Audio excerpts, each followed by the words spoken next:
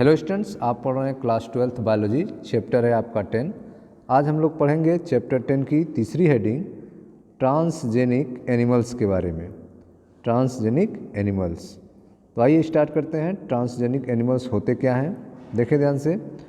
Animals that have had their DNA manipulated, ठीक है, to possess and express an extra gene are known as transgenic animal. Animal that have had their DNA manipulated, ठीक है, तो ऐसे animals जिनके DNA को manipulate किया जाता है, to possess and express an extra foreign gene, ठीक है, जिनके डीएनए को मैनिपुलेट करके उनमें एक्स्ट्रा फॉरेन जीन को ऐड किया जाता है, जिसकी वजह से वे एक्सप्रेस हों उस एनिमल में, तो ऐसे एनिमल को हम ट्रांसजेनिक एनिमल कहेंगे। तो animal that have had their DNA manipulated to express and to possess and express an extra gene are known as transgenic animal. ऐसे एनिमल जिनके डीएनए में, ठीक है, एक्स्ट्रा जीन इंटर किया जाता है जो अपना कैरेक्टर व्यक्त करते हैं, ऐसे जीवों को ट्रांसजेनिक एनिमल कहते हैं। ठीक है, तो ट्रांसजेनिक एनिमल होते क्या हैं? ट्रांसजेनिक एनिमल ऐसे जंतु हैं जिनके डीएनए में, ठीक है, जिनके डीएनए में मैनिपुलेटेड द्वारा एक एक्स्ट्रा जीन को इंटर किया जाता है, एक्स्ट्रा जीन को ऐड किया जाता है, जो अपने लक्षण को, जो अपने कैरेक्टर को रिप्रेजेंट करते हैं, ऐसे जीव को ट्रांसजेनिक जीव कहते हैं या ट्रांसजेनिक एनिमल कहेंगे। तो ऐसे जंतु जिनके डीएनए में परिचालन द्वारा मैनिपुलेटेड टू पोसेस, परिचालन द्वारा एक एक्स्ट्रा जीन व्यवस्थित होता है जो अपना कैरेक्टर व्यक्त करता है, उसे पारजीवी जंतु कहते हैं, ट्रांसजेनिक एनिमल कहते हैं। Transgenic rat, rabbit, pig, sheep, cow and fish have been produce, ठीक है, although over 95% of all existing transgenic animal are mice. ठीक है, तो आप देख रहे हैं जो ट्रांसजेनिक एनिमल हैं उनमें कौन कौन से प्रोड्यूस कर लिए गए हैं। तो ट्रांसजेनिक में आपके रैट हैं, रैबिट्स हैं, पिग हैं, सीप हैं, काऊ हैं, and fish have been produce, ठीक है, और मछलियां भी प्रोड्यूस की गई हैं। ऑल्दो, यद्यपि over 95% of all existing transgenic animal are mice, इनमें जो 95% एनिमल हैं वे केवल माइस हैं, चूहे हैं। तो ट्रांसजेनिक रैट्स, रैबिट, पिग्स, सीप, काऊ and fish have been produced. Although over 95% of all existing transgenic animal are mice. यद्यप इसमें 95% जो ट्रांसजेनिक एनिमल हैं वे माइस हैं।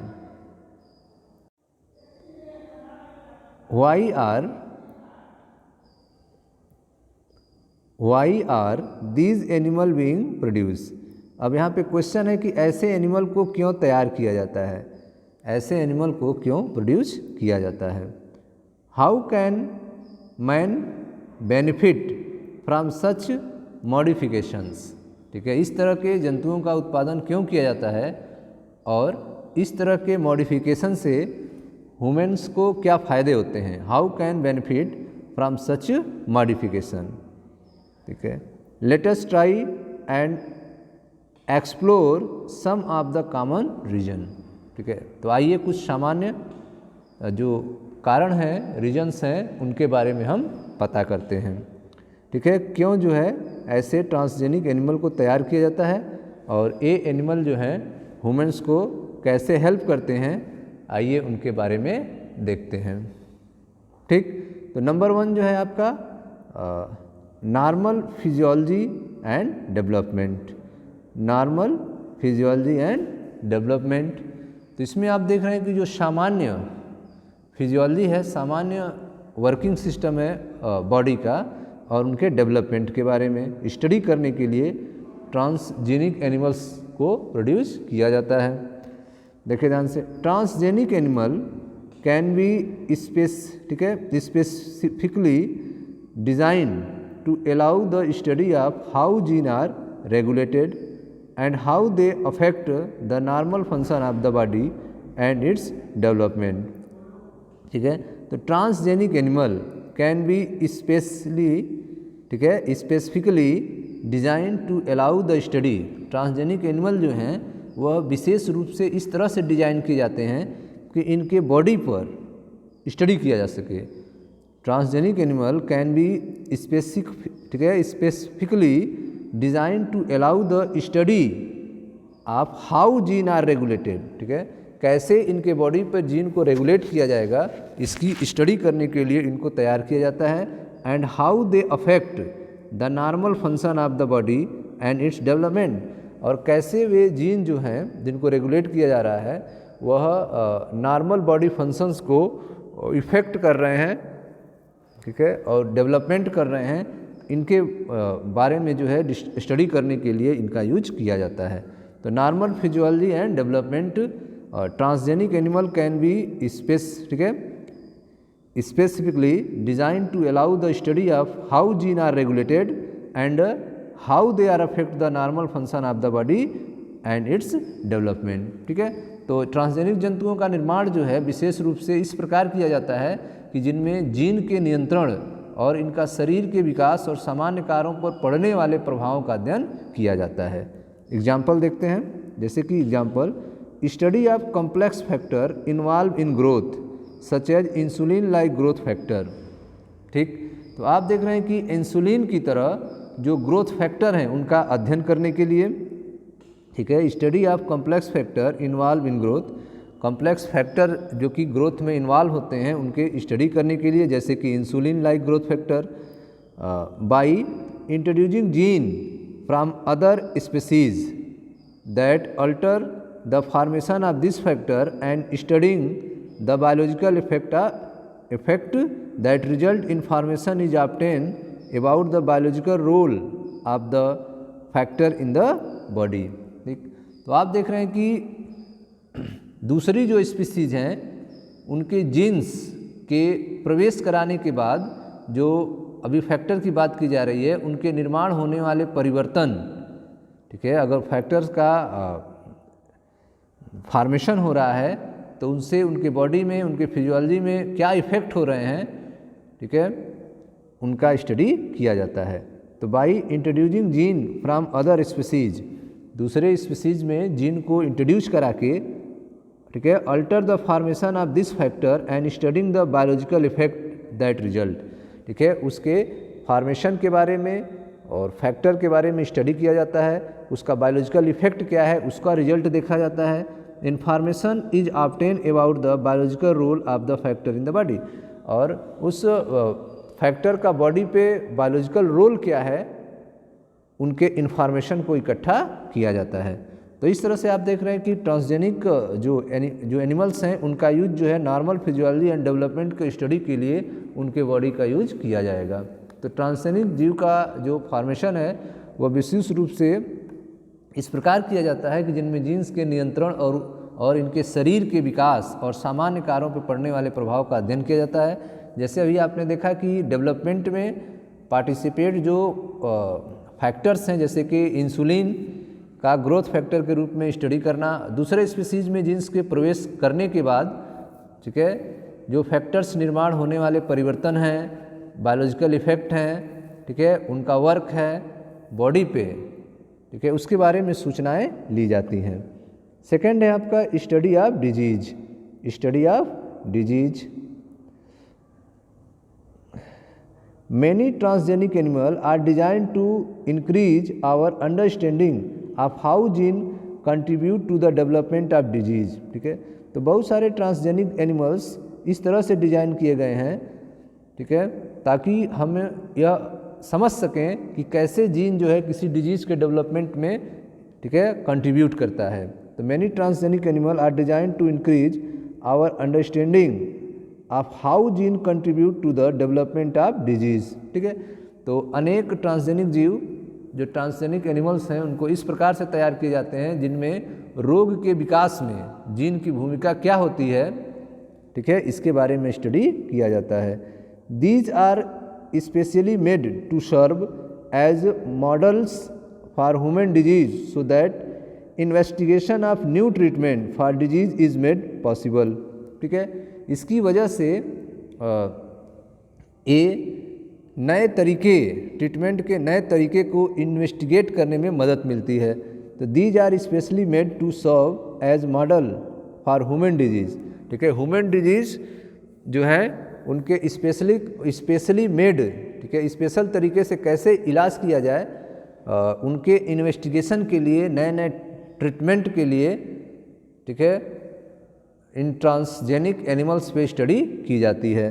तो that investigation of new treatment for disease is made possible. ठीक, तो आप देख रहे हैं कि अनेक ट्रांसजेनिक एनिमल्स जो हैं इस प्रकार से तैयार किए जाते हैं कि जिनमें रोग, डिजीज के विकास में जीन की क्या भूमिका होती है, यह स्पेसिफिक, ठीक है, यह विशेष रूप से निर्मित हैं जो ह्यूमन में डिजीज के लिए सैंपल के रूप में प्रयोग किए जाते हैं ताकि रोगों के नए उपचार का अध्ययन हो सके। ठीक है, today transgenic models exist for many human disease such as cancer, cystic fibrosis, rheumatoid arthritis and Alzheimer's. तो आज देख रहे हैं कि मनुष्य में जो डिजीज हैं जैसे कि कैंसर, सिस्टमिक, ठीक है, cystic fibrosis, rheumatoid arthritis, Alzheimer, इनके लिए जो ट्रांसजेनिक हैं, ठीक है, ट्रांसजेनिक के सैंपल जो है उपलब्ध हैं। ठीक है, तो today transgenic model exist for many human disease. ठीक है, तो आज जो है ट्रांसजेनिक मॉडल उपलब्ध हैं ह्यूमन डिजीज़ के लिए, जैसे कि कैंसर के लिए, cystic fibrosis, rheumatoid arthritis, Alzheimer's, ये जो ह्यूमन के डिजीज हैं इनके लिए ट्रांसजेनिक मॉडल उपलब्ध हैं। तो आप देख रहे हैं कि डिजीज के स्टडी के लिए भी हम ट्रांसजेनिक एनिमल का यूज करते हैं। ठीक है, ह्यूमन के फिजियोलॉजी और डेवलपमेंट के बारे में स्टडी करने के लिए भी ट्रांसजेनिक एनिमल का यूज करते हैं। थर्ड जो यूज है ट्रांसजेनिक एनिमल का वह है बायोलॉजिकल प्रोडक्ट में। थर्ड यूज है आपका बायोलॉजिकल प्रोडक्ट्स में। Medicines require to treat certain human disease can obtain biological product. ठीक है, तो आप देख रहे हैं कुछ मेडिसिन्स हैं जो ह्यूमन के डिजीज को ट्रीट करने के लिए यूज की जाती हैं जो कि बायोलॉजिकल प्रोडक्ट हैं। ठीक है, तो आप देख रहे हैं कि कुछ मनुष्यों में रोगों के उपचार के लिए जो मेडिसिन्स की आवश्यकता होती है वह बायोलॉजिकल प्रोडक्ट से ही बनी होती हैं। But such product are obtain expensive to make. ठीक है, लेकिन ऐसे प्रोडक्ट को बनाना जो है वो अक्सर महंगा पड़ जाता है। But such product are obtain expensive to make, ऐसे प्रोडक्ट को तैयार करना काफ़ी महंगा होता है। Transgenic animal that produce useful biological product can be created by the introduction of the portion of DNA gene which code for a particular product such as human protein alpha 1 antitrypsin used to treat emphysema।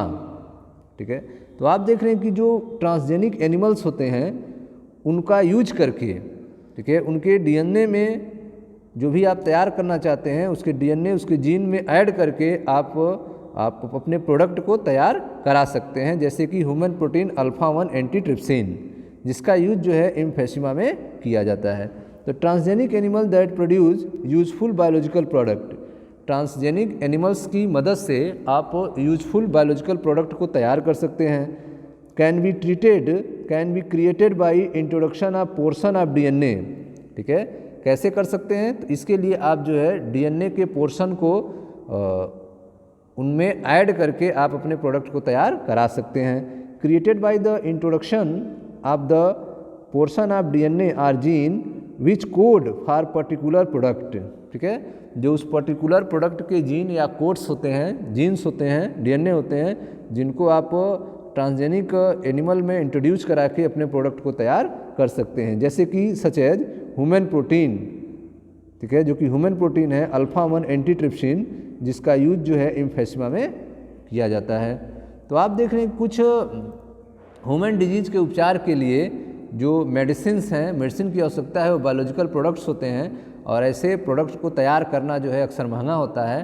Transgenic animals जो कि उपयोगी biological product के निर्माण करते हैं उनमें DNA के part से जीन्स को इंटर कराते हैं जो विशेष प्रोडक्ट के निर्माण में भाग लेते हैं। जैसे कि ह्यूमन प्रोटीन है अल्फा 1 एंटीट्रिप्सिन का उपयोग इम्फेसिमा के निदान में होता है। ठीक इसी तरह से similar attempts are being made for treatment of phenylketonuria. ठीक है, ठीक इसी तरह से एक प्रयास है फिनाइलकीटोन्यूरिया। ठीक है, similar attempt are being made for treatment of phenylketonuria PKU and cystic fibrosis. ठीक है, तो इसी तरह से एक प्रयास है फिनाइलकीटोन्यूरिया और सिस्टिक फाइब्रोसिस के निदान हेतु किया गया है। ठीक है, जिसमें ट्रांसजेनिक एनिमल का यूज करके प्रोटीन का फॉर्मेशन कराया गया है। इन 1997 the first transgenic cow Rosie produce human protein enriched milk. ठीक है, तो आप देख रहे हैं कि 1997 में पहली जो ट्रांसजेनिक काऊ थी जिसका नेम था रोजी produce human protein enriched milk, जिसने ह्यूमन प्रोटीन इनरिच्ड मिल्क को तैयार किया था और इस मिल्क में, ठीक है, 24 ग्राम पर लीटर, इस मिल्क में जो प्रोटीन्स थे वे 24 ग्राम पर लीटर थे। ठीक है, तो ह्यूमन मिल्क का जैसे मिल्क को प्रोडक्शन जो है एक ट्रांसजेनिक काऊ में किया गया था, उस काऊ का नेम था रोजी। ठीक है, तो आपने देखा कि वर्ष 1997 में 1997 में पहली बार जो है परजीवी जो ट्रांसजेनिक एनिमल्स है रोजी, ट्रांसजेनिक काऊ है रोजी, उसमें ह्यूमन प्रोटीन जैसे मिल्क जिसमें 2.4 ग्राम पर लीटर प्रोटीन था उसको तैयार किया गया था। ठीक, तो the first transgenic cow Rosie produce human protein in rich milk 2.4 gram per litre. The milk content human alpha lact, ठीक है, lactalbumin and was nutritional a more balance product of human babies that nutritional cow milk. तो इस तरह से the milk content the human, देखिए ये जो milk प्राप्त हुआ था इस मिल्क में ह्यूमन अल्फा लैक्ट एल्ब्यूमिन मिलता है। ठीक है, ह्यूमन अल्फा लैक्ट एल्ब्यूमिन मिलता है। The milk content the human alpha lactalbumin and was nutritionally a more balance product of human baby then, ठीक है, नेचुरल काऊ मिल्क। ठीक है, जो नेचुरल काऊ मिल्क है उससे ज़्यादा बेनिफिशियल है यह ट्रांसजेनिक काऊ से तैयार मिल्क जिनमें अल्फा लैक्ट एल्ब्यूमिन मिलता है जो कि बेबी के लिए मोर बैलेंस प्रोडक्ट है न्यूट्रिशन के लिए। ठीक है, तो आप देख रहे हैं कि जो रोजी काऊ के द्वारा मिल्क का प्रोडक्शन हुआ है उस मिल्क में मानव अल्फा लैक्ट एल्ब्यूमिन मिलता है जो मानव के शिशु हेतु अत्यधिक संतुलित पोषक तत्व है जो साधारण गाय के दूध में नहीं मिलता है। ठीक, नेक्स्ट है आपका वैक्सीन सेफ्टी। नेक्स्ट है आपका वैक्सीन सेफ्टी। ट्रांसजेनिक माइस, ठीक है, जो ट्रांसजेनिक माइस है, transgenic mice are being develop for use in testing the safety vaccine. Transgenic mice का जो डेवलपमेंट है उसका use testing for safety vaccine, सुरक्षित वैक्सीन के टेस्ट के लिए किया जाता है। ठीक है, तो transgenic mice are being develop for use in testing the safety vaccine before they are use on human. तो ह्यूमन में वैक्सीन को यूज करने से पहले वैक्सीन्स को जो है माइस में यूज किया जाता है। तो transgenic mice are being develop for use in testing the safety of vaccine before they are use on human. तो वैक्सीन का मानव पर प्रयोग करने से पहले वैक्सीन की सुरक्षा जांच के लिए ट्रांसजेनिक, ठीक है, ट्रांसजेनिक माइस जो है को विकसित किया गया है, परजीवी चूहे का विकास किया गया है। Transgenic mice are being use to test the safety of the polio vaccine. ठीक है, तो ट्रांसजेनिक जो माइस है उस पर पोलियो वैक्सीन की सुरक्षा की जांच की जा चुकी है। ठीक है, तो transgenic mice are being use to test the safety of the polio vaccine. Polio vaccine की सेफ्टी की जांच जो है ट्रांसजेनिक माइस पर की जा चुकी है। If successful and found to be reliable they could replace the use of monkey to test the safety balance of the vaccine. अगर जो है माइस पर सफल होता है तो सुरक्षा जांच को आगे बढ़ाने के लिए बंदर पर करते हैं, ठीक है। तो उसके बाद फिर जो है बंदर पे यूज किया जाता है। If successful and found to be reliable they could replace the use of monkey to test the safety of batches of the vaccine. Vaccine के बैचेज को सेफ्टी के लिए, उसकी सुरक्षा की जांच के लिए जो है आगे अगर सारी व्यवस्थाएं सही रहती हैं तो फिर मंकी पे जांच की जाती है। तो आपने देखा कि यह जो वैक्सीन सेफ्टी के लिए जो वैक्सीन का ह्यूमन पर प्रयोग करना है, तो पहले जो वैक्सीन आएगा उसका जो है ट्रांसजेनिक माइस पर यूज किया जाएगा, चूहों पर यूज किया जाएगा। पोलियो का जो वैक्सीन है उसकी सुरक्षा जांच जो है परजीवी चूहों को उपयोग पर ही किया गया था, ठीक है। और यदि यह चूहों पर जांच सफल रहता है, ठीक है, तो इस टीका की सुरक्षा जांच के लिए बंदर के स्थान पर परजीवी चूहों का प्रयोग किया जा सकेगा, ठीक है। तो बंदर के जगह पर किस पे, इन्हीं चूहों पर प्रयोग किया जा सकेगा। तो if successful and found reliable then could replace the use of monkey to test the safety of batches of the vaccine, ठीक है। तो आप देख रहे हैं कि बंदर के जगह पर इन चूहों पर ही टेस्ट किया जाएगा। नेक्स्ट है आपका केमिकल सेफ्टी टेस्टिंग।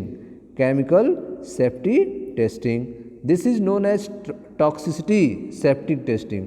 इसे ठीक है, टॉक्सिसिटी सेफ्टी टेस्टिंग भी कहते हैं, ठीक है। तो ये जो आपका केमिकल सेफ्टी टेस्टिंग है इसे हम टॉक्सिसिटी सेफ्टी टेस्टिंग भी कहते हैं। The procedure in the same as that use for testing toxic for drug, ठीक है। इसका भी प्रोसीजर सेम है और इसमें जो है ड्रग के टॉक्सिसिटी को टेस्ट किया जाता है, ठीक है। तो यह ठीक है, इसमें ड्रग के टॉक्सिसिटी, ड्रग कितनी जहरीली है इसकी जांच की जाती है। Transgenic animal are made that carry gene which make them more sensitive to toxic substance that non transgenic animal, ठीक है। तो आप देख रहे हैं कि जो ट्रांसजेनिक एनिमल्स हैं उनमें मिलने वाले कुछ जीन जो हैं वे नॉन टॉक्सिक मैटर्स के प्रति सेंसिटिविटी बनाते हैं, जबकि जो नॉन ट्रांसजेनिक जंतु हैं वो ऐसा नहीं कर पाते हैं, ठीक है। तो transgenic animal are made that carry gene which make them more sensitive to toxic substance. तो ट्रांसजेनिक एनिमल्स जो होते हैं उनके अंदर जीन्स होते हैं, उनमें जीन्स कैरी की जाती है जिसकी वजह से वह टॉक्सिक सब्सटेंस के प्रति अधिक सेंसिटिव होते हैं नॉन टॉक्सिक एनिमल की तुलना में, नॉन ट्रांसजेनिक एनिमल की तुलना में। तो जो नॉन ट्रांसजेनिक एनिमल है उनसे ज़्यादा सेंसिटिव होते हैं आपके ट्रांसजेनिक एनिमल्स टॉक्सिक के प्रति। They are then expose to the toxic substance and the effect study, ठीक है। उसके बाद जो है इन पर पड़ने वाले प्रभावों का अध्ययन किया जाता है। ये एनिमल्स जो हैं वे टॉक्सिक मटेरियल के टच में आते हैं और फिर उनके साइड इफ़ेक्ट का अध्ययन किया जाता है। They are then expose to the toxic substances, ठीक है। जब इनके ऊपर टॉक्सिक सब्सटेंस का इफेक्ट दिखने लगता है तो उसका स्टडी किया जाता है। They are then expose to the toxic substances and they effect study. Toxicity testing in such animal will allow us to obtain result in less time, ठीक है। टॉक्सिसिटी की जो टेस्टिंग है इनमें हमें इन एनिमल्स पे हमें कम समय पर ही इसका रिजल्ट प्राप्त हो जाता है। Toxicity testing in such animal will allow us to obtain result in less time. Toxicity की जो टेस्टिंग है वे ऐसे एनिमल पे हमें कम समय में ही प्राप्त हो जाता है, ठीक है स्टूडेंट्स। तो ये था आपका केमिकल सेफ्टी टेस्टिंग। आप पढ़ रहे हैं ट्रांसजेनिक एनिमल्स के बारे में। तो आपने देखा animal that have had their DNA manipulated to process and express in foreign extra DNA are known as transgenic animal, ठीक है। तो ऐसे एनिमल जिनके डीएनए को मैनिपुलेट किया गया है, जिनके डीएनए में एक्स्ट्रा डीएनए ऐड किया गया है, एक्स्ट्रा जीन ऐड किया गया है, इस तरह से एनिमल को तैयार करना ट्रांसजेनिक एनिमल कहलाते हैं। ट्रांसजेनिक एनिमल्स के रूप में rat, rabbit, pig, sheep, cow, fish in सब को तैयार कर लिया गया है और इसमें 95% जो है रैट ही तैयार किए गए हैं। इनका यूज जो है टेस्टिंग के लिए की जाती है, जैसे कि नॉर्मल फिजियोलॉजी एंड डेवलपमेंट की स्टडी के लिए, डिजीज के स्टडी के लिए, ठीक है, बायोलॉजिकल प्रोडक्ट को तैयार करने के लिए, वैक्सीन सेफ्टी की स्टडी करने के लिए, केमिकल सेफ्टी टेस्टिंग के लिए इन ट्रांसजेनिक एनिमल्स का यूज किया जाता है। Okay students, thank you.